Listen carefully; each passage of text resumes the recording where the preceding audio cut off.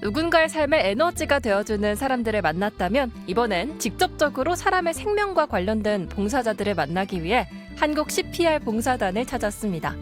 CPR은 심폐소생술의 약어로 심정지 상황에 환자들의 골든타임을 놓치지 않고 살릴 수 있는 응급처치법인데요. 어떻게 이 봉사단을 만들게 됐을까요?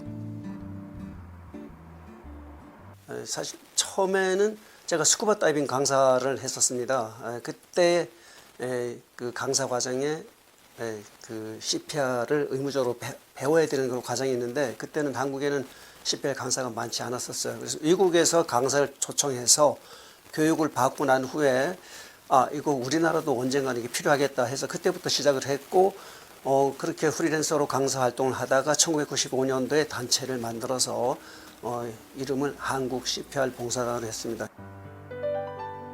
약 28년 전 처음 만들어진 한국 CPR 봉사단은 춘천에 본부를 두고 전국적으로 활동하고 있습니다. 최대한 많은 사람들에게 심폐소생술을 알리며 실제로 사람을 살리기 위함인데요. 이 봉사단의 신명섭 단장은 명장이라는 칭호를 받기도 했습니다.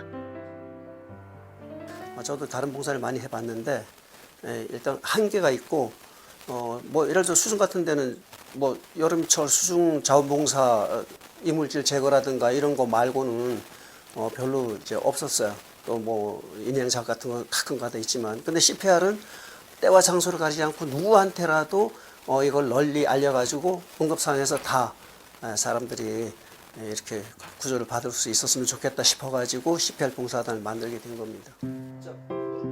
이곳에 왔는데 CPR을 안 배워볼 수 없겠죠. 오늘은 특별히 CPR 강사 자격증이 있는 회원이 시범을 보여주는데요.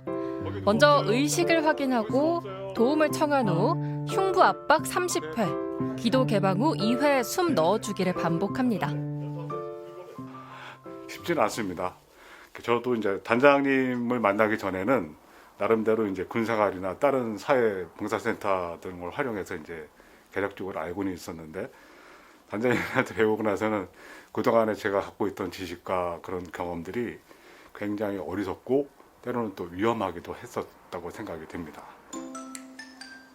여러분 혹시 어른과 소아, 영유아는 CPR 방법이 다르다는 거 알고 계셨나요? 영유아는 손가락 두세 개를 이용해 4cm 깊이로 압박해야 하는 것처럼 조금씩 차이가 있는데요. 성인은 두 손으로 5 내지 6cm를 누릅니다.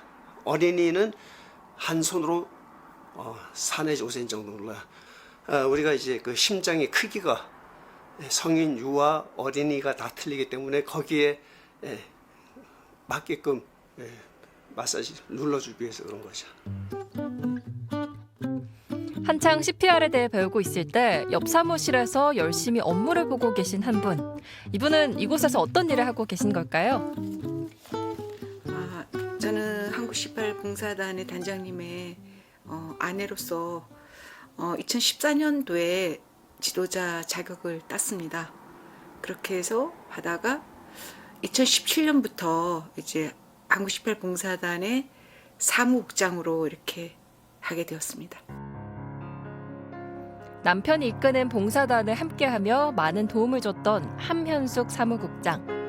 스키 패트롤이나 마라톤과 같은 대회에 혹시나 하는 위험을 대비하는 등 여러 활동을 할 때마다 서로의 부족한 부분을 채워 많은 의지가 되었다고 하는데요. 언제나 묵묵히 곁을 지켜줬던 아내에게는 늘 고마운 마음이라고 합니다. 이런 사소한 것까지 다 챙겨주시고, 또 이제 그 위주로 또 이렇게 그 강의 갈 때는 로드 매니저로 아주 운전도 잘하고, 단점이 있다면 서울 시내 운전을 못합니다. 그래서 가평 휴게소까지 가서 제가 운전하긴 하지만 그래도 많이 도움이 되고 있습니다.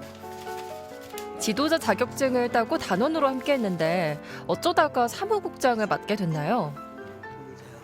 2017년도에 그 대퇴부 쪽에 단장님 다쳐가지고 그때 제가 자동차 운전을 강의장까지 하면서부터 이제 시작하게 된 것 같아요. 그때부터 그냥 먼 길을 제가 운전하고 가고, 또 서울 같은 데 제가 잘 못 들어가기 때문에 그 중간 휴게소에서 이제 교체해서 서울은 단장님하고 나머지는 제가 운전을 하고 있습니다. 그래서 같이 생활하기 때문에 뭐 불편한 점은 없고 어차피 도와준다는 의미로 좋은 생각으로 하고 있습니다. 최근 이태원 참사 이후 CPR에 대한 관심도가 높아져 배워야겠다고 많은 사람들이 느꼈음에도 시간이 흘러 잊혀지고 관심조차 없는 사람들이 많다고 합니다. 또는 방법을 어렴풋이 알아 심정지 상황이 발생했을 때 허둥지둥하는 사람들도 없지 않다고 하는데요. 늘 어떻게 CPR을 널리 알릴까 고민하고 연구한다고 합니다. 이상 없고. 지금 어디 가시나요? 아예 저희들이 여기서 교육도 하지만 야외로 나가서 일반인들 대상으로 체험 교육도 많이 합니다.